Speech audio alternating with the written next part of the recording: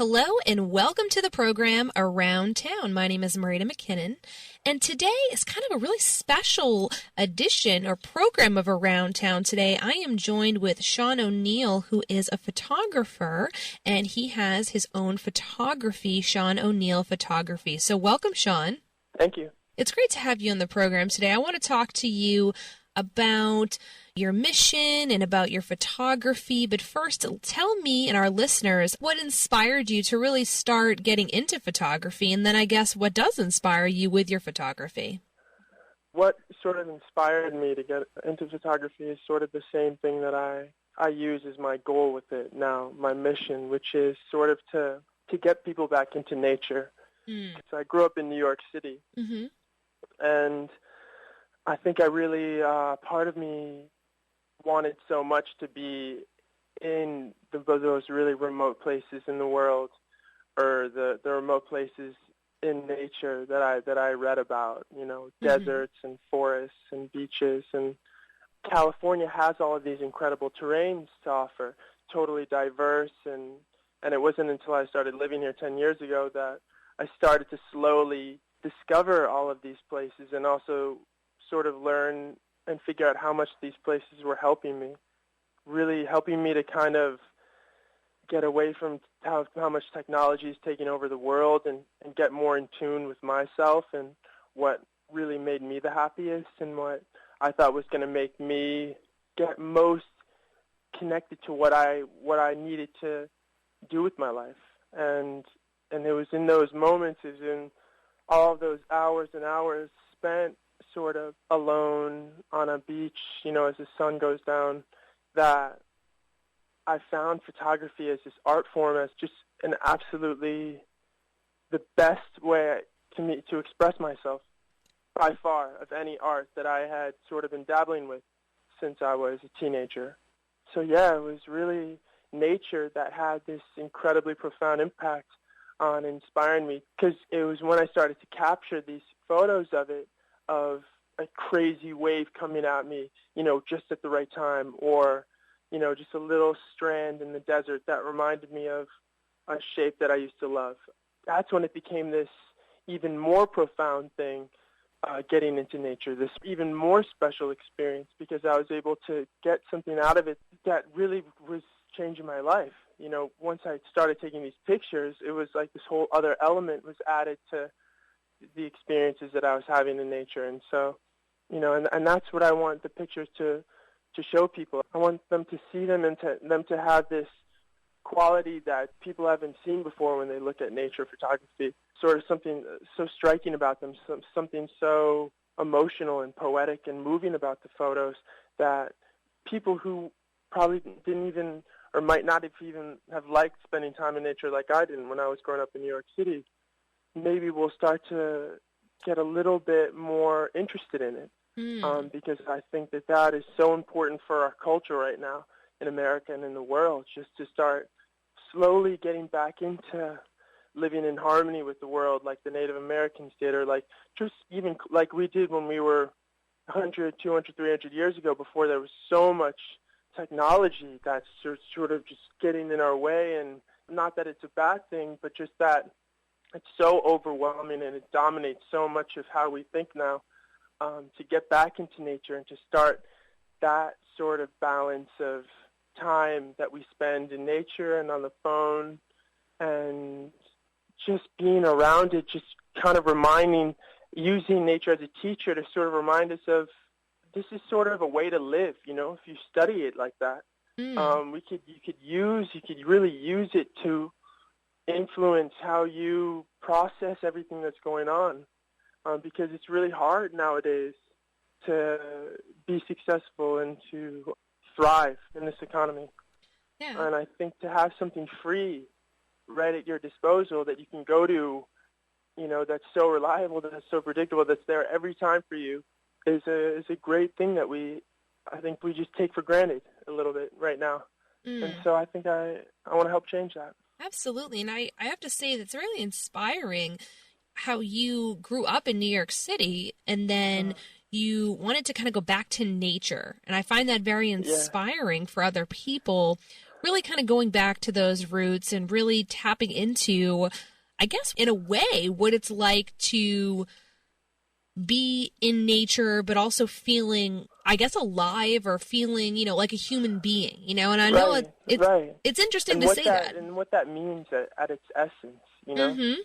And you're captivating that, and you're kind of, like you said, expressing yourself through this art of photography in the beauty of what's already here on our earth, and kind of like waking people up in a way too, because you're right, in the sense where we are all so distracted maybe by the technology that is surrounding us that we sometimes forget to open our eyes to the natural beauty that has been here all along. Yeah, I mean, it's so distracting that there needs to be more people like me, I think, helping to remind other people, because I totally get lost in that pattern of checking your Instagram and your Facebook, then looking at your phone and seeing your messages and who to call and the news and the new news and the newer news. And it's a pattern that you can just really easily get caught up in, especially after a day, a week, a couple weeks go by. And I think you need to just sort of consciously say to yourself, okay, well, slow down. Maybe if I do go for a walk and just take a break and kind of just focus on what it smells like around this park. Doing those little things for yourself every day, I don't think people realize how transformative of an effect that can have on you. When you just get out and try and be present, with nature, and leave your phone at home and really absorb what's around you, that really starts to get you more just in touch with things and appreciative of things. And nature, which if you spend time in nature, you're going to want to help protect it, because you're going to realize how much it can help you.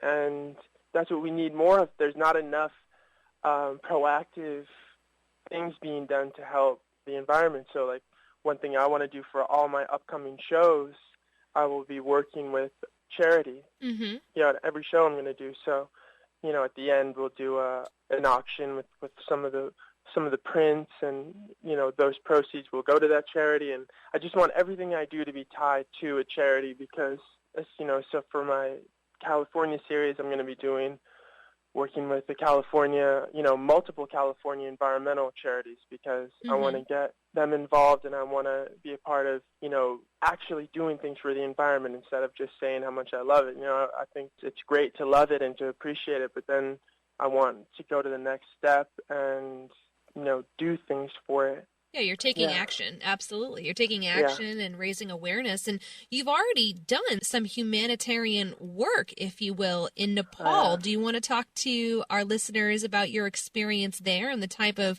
work that you did with a nonprofit organization there? Well, sure, yeah. I mean, because that's that's sort of these two roads I'm going down. One is nature through California, basically. I want to help nature and reconnect people to nature around the world to nature through my series in California. And then the other road is a more sort of general, I want to help as many kind of charities in the third world as I can. And that's more portrait-based. It more has to do with the people and less about the landscape and sort of my fine art approach. And so this summer I got to go to Nepal with this incredible charity called Citta, CITTA. And they're you can check them out at citta.org. They're run by this incredible human being named Michael Dobby, who started the charity to help the people living in the poorest and most remote places in the world. So that ended up being India, Tibet, and Nepal. And so this summer, obviously after the huge, devastating earthquakes that hit last year in Nepal, the two huge ones, they were in serious trouble, and so he made a sort of spontaneous trip in June to go for a couple weeks. His charity was going to go for 2 weeks, and I spent a week with them to get out to these villages that were completely off the grid, the ones that he's visited before, but that, were definitely needing help the most because they were as far as you could be from any other, sort of medical care or basic treatment of any kind. And so those are the villages we went to. I mean, in Kathmandu, its largest city, the capital city there, that place was in complete shambles. But, the rest of the countryside there wasn't one house or shop or diner, anything that survived the devastation of the earthquakes. And so to see that and to go out there and really explore that right after all of this stuff had happened and see, just how brutal it was and how in Nepal the people living there are not given the sort of supplies, the resources to help. We heard a lot about people helping, but they're very, very far from where they needed to be in terms of any kind of getting it close to the way it was before the earthquakes. So when I went out there, I was just super excited to get out there, and I knew I wanted to take pictures that were going to capture the sort of spirit of the people and what had happened to their, just what it looked like and how the people were reacting to it and what the energy was like in the country. And what I found was just how incredible the people were. I mean, it was as if nothing had happened. Their energy, the spirit, the happiness, the warmth, the generosity were just like none I've ever experienced in any. I mean, the collective, just everybody who I met was so polite and giving and full of life and love and passion. And it was amazing to witness because just seeing how crazy it was that all of their houses, I mean, everyone who you're visiting, their house has been destroyed in some way once you get to the villages. And there's not one person who's not bouncing around, so happy that you're there at their village, giving you whatever food they have left, following you, asking you questions, always wanting to be in pictures. I mean, there are so few people who didn't want to jump in and be in photos. It's like no one's even shy there. Wow. They were just, and it was... It's amazing. It was such a lesson of humility. So much that I wanted to bring back and share with people, and get them out there because, I mean, how much can we learn? I mean, I saw literally an aftershock ruin a guy's house, and he smiled, laughed, and sort of was like, oh, what can you do? Wow, right? Yeah. It really struck such a deep chord within me, where I get so upset about these things that are not, that just don't really matter. These little tiny issues I'll have, that we care about when we forget, what would it be like to lose your house, because the poverty we have in this country is horrible and we need to do a lot of changes about it, but it really doesn't compare to the poverty in a place like Nepal I mean, no one has anything, no money, no resources or help, nothing in their house. Their houses were brutal inside, and they just were going through life, with a ton of gratitude and really wanting to have a good time. Certainly a lesson in humility, almost, in a sense, too. Really just so eye-opening, and the different kinds of approaches that you take to your photography are also very eye-opening in terms of your focus on nature, but then your focus on people as well in terms of other countries and in terms of raising awareness and doing this humanitarian work. So it's very diverse and very interesting, the type of work that you're doing. Thank you. Yeah. They're different, but they're also really similar, because it's funny. It's when you get to these countries like Nepal where you find the people are more connected to nature, like I was talking about maybe we used to be 200, 300 years ago, because they don't have the electricity. They haven't caught up to the technology we have, They don't have even a running electricity in most of the lights. Once it gets dark, once the sun goes down, there's no more light. Yeah. So that helps, that they live off the land still, and they seem to be slower, they're more at peace with just hanging out and, reading or playing volleyball or those kind of things.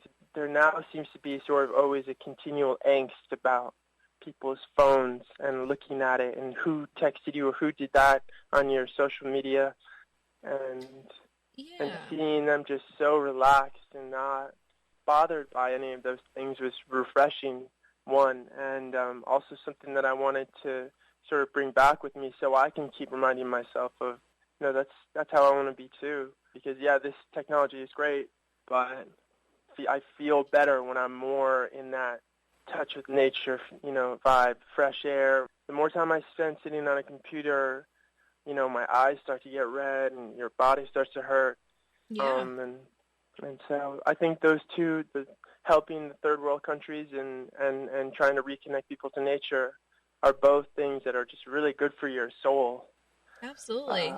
These people in Nepal and other countries, would you say that the way that they are so close to nature and living in nature is something that we can aspire to be like? And you're kind of capturing that in your photography, and it also kind of ties in with their humility in a sense and their happiness. It seems that that's kind of a big part of it, is their connection in living with nature.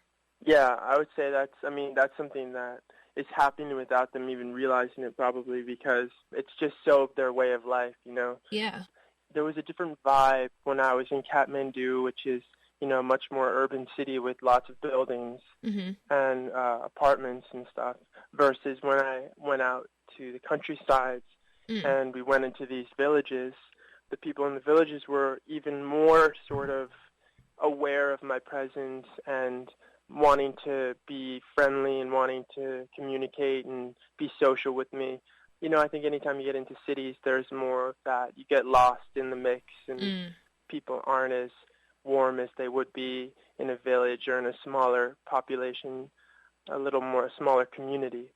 So, yeah, there's definitely that. You get wrapped up in a city. Everything is so distracting. You're always on your way somewhere. You're always late. Or, there's so much stuff in your face distracting. Once you get out to the countryside, everything sort of slows down. There's less chaos, and your blinders are off. You can see more clearly, I think. Yeah, and absolutely. You start to just slow down a little bit. Your brain slows down, and you want to take those walks more. You want to kind of explore more, because I love exploring. I think it's so great for us to walk to places we've never been, even if it's somewhere that's 20 minutes away, but just walk a different route on the way home than we normally walk. Doing those sort of things and just wanting to see and experience and, sensorially, with using your senses, experience what's around you. I think that really, it has this subtle effect. People at first wouldn't think it's doing anything, but the more you do it, I'm telling you, the more your life sort of just feels better, Absolutely. It's hard to explain, but I agree. Just letting nature wash over you has this great, great sort of healing, medicinal value. Absolutely. No, I completely agree. And I think that, just taking that time, like you said, going into nature and just kind of really getting familiar with your surroundings, seeing how you feel, and compared to, like you said, because we all get so easily lost, or can get easily wrapped up and lost into the hustle and the bustle of different technology. And not that it's a bad thing, but we really can get very kind of almost like wrapped up in it, in a sense. And, would you say that part of your, I guess, we talked about your goal, we talked about your mission with your photography, but would you say that you really hope that with your photography, it inspires people to really go out into nature and experience what it's about and the healing effects of nature? Yeah, I think that's one of the main, and I know that I need to capture it in a way that's that much more striking than your everyday sunset, that much more striking than, what people think is a beautiful depiction of nature, like how you would think it's I don't want it to be like you see in a calendar on the wall, or like you remember seeing, like a Photoshop's going to put up in its window. It's really a different, it's, first of all, it's my individual way of capturing it, and I make that very clear with my style of photography that it really isn't like anyone else's. So it's my lens, it's my view and expression of nature. It's unique to you. And yeah, I absolutely hope and wanted to do that with the people who see it. I want to also make it more exciting for people than they realized. More, whoa, that's more dynamic than I expected a tree to look, but it's capturing those shapes and angles and the light at the right time and a bunch of different things all at once to make it look, whoa, like that is, I wanted to stop people in their tracks kind of thing. Absolutely. That striking, that stunning, that dynamic, that emotional too. I want there to be something they feel from it, because that's what I'm always trying to express. I always want there to be emotion involved with every photo that I have of nature, of anything. But yeah, of nature, even that much more, because people think it's this sort of inanimate thing, but it's really not. And so I'm trying to really show people, what I try to capture is moments of communication with nature. So when I'm feeling like I'm really in touch with it and there's a moment that needs to be shared and I captured it, that's what I want to show to people, is that moment of, whoa, there was some kind of crazy connection happening between the photographer and just sort of the earth, which is a really cool thing. And it looks amazing. I wonder what it would feel like to be there. That would probably be an amazing feeling, and it might inspire someone to get onto that dune in the desert to see the sunset go down right at that time, because I can tell you there have been some of the most profound experiences I've ever had in my life have been, in these remote places in California where no one else was around me for miles and miles, and it was just me and nature. Those were some of the best experiences of my life.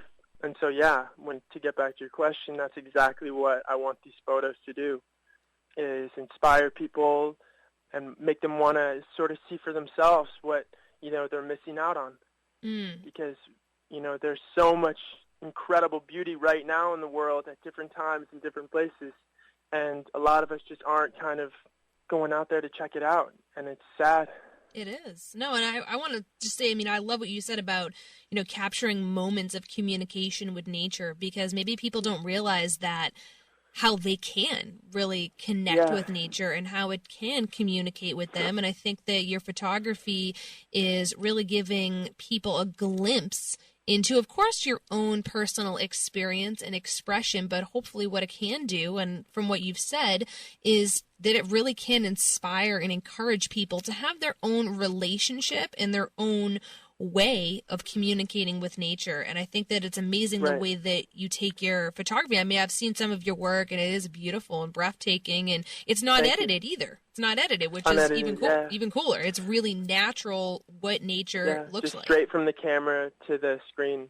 And that was really important to me, because I want to show nature in its most authentic, natural way, And I think that by changing what it looks like with a program that lets you manipulate the colors or change the size of it or whatever, I think that takes away from, that's the exact essence of what I want to share with people, is like, this is exactly what it looked like when I was there. This is as close to what it looked like as when I was there. And it is that striking. You didn't need to do, nowadays it seems like that's just the trend. It needs to look more like a fantasy than what it actually looks like. And I really want to get people back in touch with that natural way, which is unaffected. It doesn't need to be edited. It's so beautiful. It really does not need to be touched. You have to do it in the right way, though, because it can look sort of not as majestic as it is if you don't capture it just in that moment, like all the elements are aligning. If you don't do that, then it can look not as just striking as you want it to. But I think if you do it in the right way, you can make it look extremely striking and also natural. And they're both as important as each other. I think the photo needs to have an impact on the viewer, and it also needs to carry that element of the truth of, I want people to be reconnected to the real. It's not something that I changed. It's something that I just captured. Yeah, you're capturing. That's a big difference to me. You're capturing the original design, and it's something that I guess isn't done as often as it should be, really. And that's what part of your mission is too, is really helping people pioneer in that field. But that's always a good thing, I think, Absolutely. And people can actually get copies of your photography work. Is that correct, on your website? Some of my work is on my website, absolutely. www.SeanO'Neal.photography.com. And Sean O'Neal is SeanOneal. So www.SeanO'Nealphotography.com. Fantastic. Well, I want to say thank you so much, Sean, for being here today and talking about your vision and your work. And I think it's so important because I completely agree with your vision and what you're doing and really kind of waking people up, too, to get back to nature. Reawakening. That's really what. Exactly. No, I love it. I think it's fantastic. And I want to say thank you so much because even by talking about it today, it can be inspiring and encouraging people to wake up and get right back into nature. Yeah, thank you. Thank you so much. I really appreciate you having me on here. It's my pleasure. Well, for any more information on Sean's photography, be sure to go to his website, SeanO'NeillPhotography.com. And if somehow you missed that, we will direct you here at the radio station to that website as well. And thank you again, Sean, for being here on the program. And until... My pleasure. Oh, it was our pleasure as well. And until next time, have a fantastic day.